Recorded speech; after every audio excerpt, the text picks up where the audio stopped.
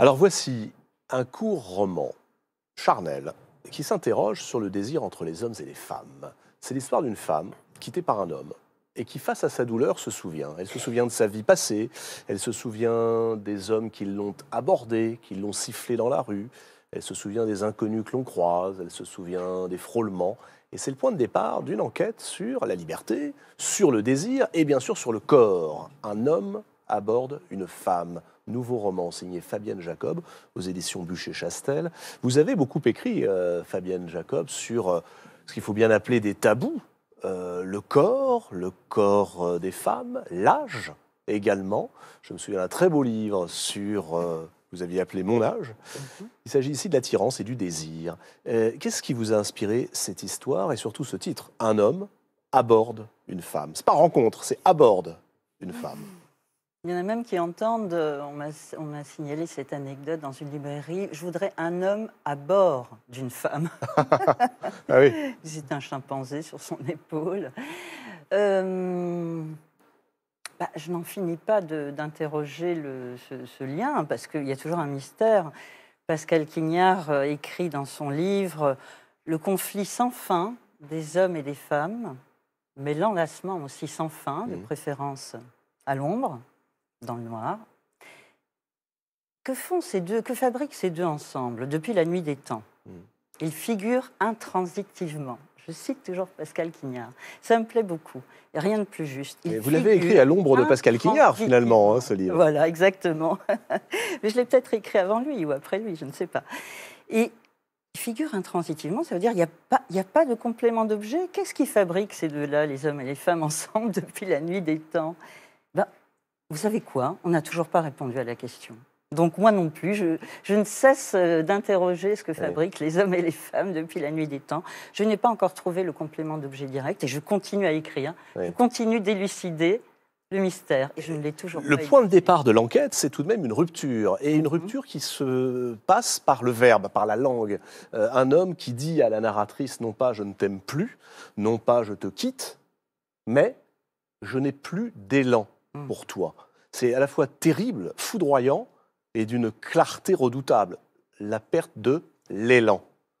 Quand on n'a plus l'élan, on n'a plus rien. L'élan, c'est la vie, c'est le cœur. Donc, qu'est-ce qui se passe pour cette femme? Comme son ex n'a plus d'élan pour elle, eh bien, elle va essayer de le chercher ailleurs, elle va chercher en elle. Elle va chercher et trouver des ressources parfois insoupçonnées, dans un endroit où personne ne penserait trouver de l'élan, c'est la rue, tout simplement. Elle va se souvenir, parce que cette phrase, elle la trouve très dure, et elle est très dure. Je n'aimerais pas qu'on me la dise. Et cette femme, elle va C'est bien dire... vous rappeler au passage que le roman, et on en parlera dans un instant avec Pascal Quignard, c'est le faux. C'est pas vrai, il ne faut pas chercher à tout prix de l'autobiographie dans le roman, c'est ça? Tout roman est autobiographique, peu importe. J'espère que mes romans sont aussi un peu universels, même si les scènes d'enfance sont très autobiographiques, par exemple. Donc on en revient à cette femme, elle se dit, mais en fait, dans la rue, tout ce que les hommes m'ont dit, c'est infiniment moins cruel que celui-là, que ce qui m'a balancé. Mais même la violence qu'il peut y avoir parfois, elle raconte ces jeunes hommes, notamment dans les villes du Sud, enfin bon, on a une chose à Paris, qui peuvent employer des mots crus, salaces, violents. Il y a de tout, on entend de tout dans la rue. N'importe quelle femme vous le dira, on entend des choses drôles, poétiques, surréalistes, absurdes, idiotes, mais aussi crues, avilissantes, c'est vrai. Vous interrogez n'importe quelle femme, elle va vous faire à peu près le même témoignage, à ceci près que dans ce roman, sinon j'en aurais écrit un autre, il n'y a aucun viol, aucun harcèlement. Ça c'est quand même... c'est pour ça que ce roman reste un peu le roman de l'élan. S'il y avait eu un viol ou un harcèlement, je n'aurais pas écrit ce livre-là. Donc la rue, c'est un vivier, on parlait de la joie, de l'émerveillement. On ne penserait pas, a priori, que la rue est aussi un vivier de l'émerveillement et de la joie. Mais moi, je trouve que c'en est un. Enfin, du moins, jusqu'à présent, c'en était un. Peut-être que c'est en train de changer, on verra. Qu'est-ce qui change? La pasteurisation. On a eu un beau reportage sur l'Amérique qui nous a apporté de belles choses. Votre auteur a dit que l'Amérique exportait sa violence. L'Amérique exporte aussi sa pasteurisation. Et ça, je le déplore. Je trouve que la rue française s'américanise. Je trouve que la rue française se pasteurise, que les hommes ont de plus en plus peur de regarder les femmes, je le dis, vous allez me dire, messieurs, si vous partagez mon expérience. Quand on vit en Amérique du Nord, on peut se promener dans une rue, je peux vous garantir qu'aucun homme ne regarde aucune femme. Il regarde une focale derrière vous, il vous traverse, il vous transperce, mais il ne vous regarde pas. Or, pour moi, la rue doit rester un endroit où on est regardé et regardant, où on fait l'expérience de l'élan de soi vers l'autre et de l'autre vers soi. Et cette rue-là, j'ai l'impression qu'elle est un petit peu...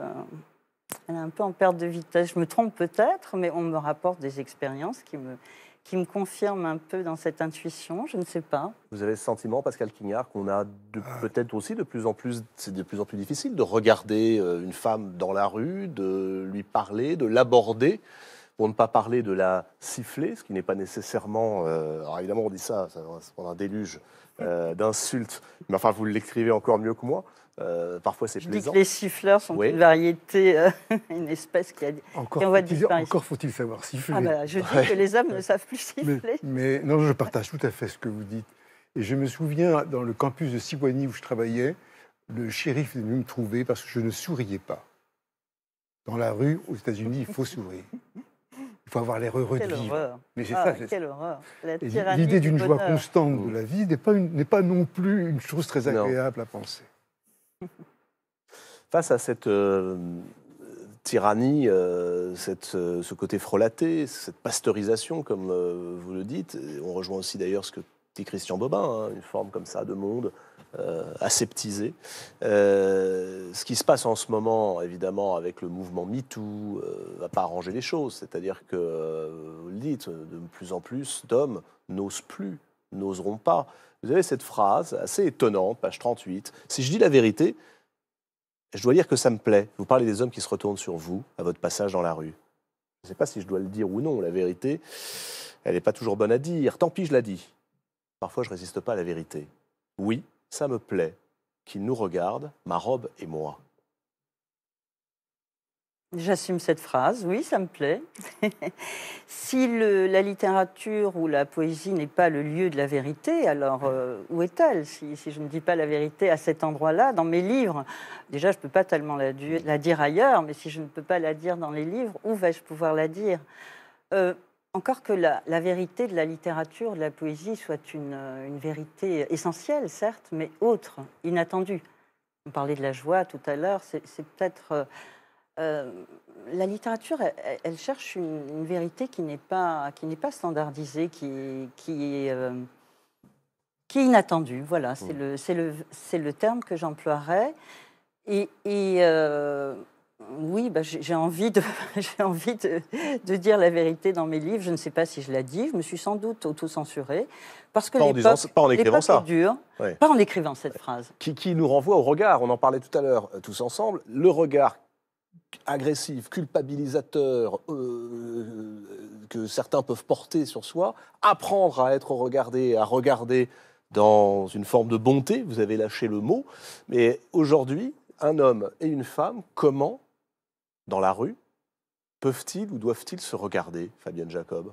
Ça reste à trouver, puisque visiblement, on m'a rapporté une anecdote, là récemment, j'étais sur un salon du livre et j'ai entendu un truc incroyable qui m'a complètement sidérée, c'est que sur la chaîne de Netflix, sur les plateaux de tournage, un acteur n'a pas le droit de regarder une actrice plus de je ne sais plus combien de secondes. Voilà. Il y a une durée maintenant. Il y a une durée, de regard. Alors que quand même, on aime être regardé, puis on aime regarder. Mais il n'y a pas que le désir dans le regard, il n'y a pas que l'injure et le désir de possession. Mais non, mais justement, c'est un livre qui ne concerne absolument pas la possession. On ne va pas, quand on est dans la rue et qu'on frôle des inconnus, qu'on les croise 2 secondes, on ne va pas s'établir ensuite, acheter des fauteuils Ikea. On va pas on se croise. C'est l'éphémère. Vous savez, Gilles Deleuze dit une phrase très belle sur la marche, la promenade. Il dit « Quand je me promène, je cesse d'être une personne. Je deviens un événement. Je deviens un événement. L'événement, c'est ce qui déborde le quotidien. » Et c'est ça que j'ai essayé de sonder dans dans mon livre, parce que cette rue, c'est un vivier d'événements. Vous ne parlez pas que, évidemment, de vous, de la narratrice, plus exactement, dans le livre, et de la rue. Vous observez également d'autres femmes, des femmes seules, face au désir et face aux rencontres. Alors, il y en a plusieurs. Il y a une ex-nonne, amie de la famille, dont j'aime beaucoup le rapport au corps. Elle dit d'ailleurs, je crois, à un moment, j'aimerais faire la paix avec mon corps à mon âge. Bon. Et puis, il y en a une que je trouve formidable. Je ne sais pas si vous l'avez inventée ou si elle existe. C'est cette Danoise exilée en France, pour qui on peut dire que, allez, pour le dire de manière feutrée, l'effronterie est synonyme de liberté. C'est ça? Oui, c'est une femme extrêmement libérée, qui n'a d'ailleurs pas, elle n'est pas diamétralement opposée à cette nonne. Parce que toutes les deux, pour moi, ce sont des figures de femmes qui sont un peu au-delà de la séduction, au-delà des problèmes de corps, de rapport homme-femme. Elles ont trouvé leur voie, chacune à sa façon, opposées, mais quand même similaires dans le fond. Elles ont fait la paix avec leur corps. La Danoise, en effet, la narratrice la trouve à poil dans son cerisier. Elle raconte, elle dit qu'elle en a fini avec ses conneries de séduction, qu'elle a fait la paix avec à peu près tout, et que elle est très heureuse et on l'envie un peu. On l'envie, mais vous la croyez? Moi, j'aurais tendance un peu à la croire. Ah oui? Je suis encore embarrassée dans tous ces trucs, et je l'envie un petit peu, oui, je l'envie. Ça va être très ennuyeux, non? Ennuyeux d'être à poil dans son cerisier? Non, d'avoir fait la paix avec tout ça. Non, parce qu'en même temps, elle me semble encore très vivante, hein, et très, très désirante. Simplement, elle n'est plus soumise à un certain nombre de dictates. Non, mais là encore, c'est une personne désirante encore. On est exactement dans la logique d'Alexandre Jolien, apprendre à se libérer des dictates, à se libérer de ce regard, des étiquettes que l'on pose, des regards que l'on pose également sur les hommes et sur les femmes. Vous commencez l'enquête avec cette phrase très forte, c'est à propos de ce qui lie les hommes et les femmes. Au terme de ce court roman, qu'est-ce qui les lie, les hommes et les femmes? C'est ce que je disais. Est-ce qu'on a la réponse? Moi, je n'ai pas la réponse. C'est pour ça que je continue de faire des livres. Je continue à chercher depuis la nuit des temps. Qu'est-ce qui les lie? Jacques Lacan disait il n'y a pas de rapport sexuel.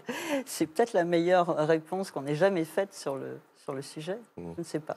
C'est une scène inventée ou c'est une scène vécue, celle où un homme dans la rue vous aborde en vous disant de tout à trac, hein, vous devez être une hystérique lacanienne? Eh bien, figurez-vous que c'est autobiographique. Un homme aborde une femme, Fabienne Jacob, aux éditions Bûcher-Chastel.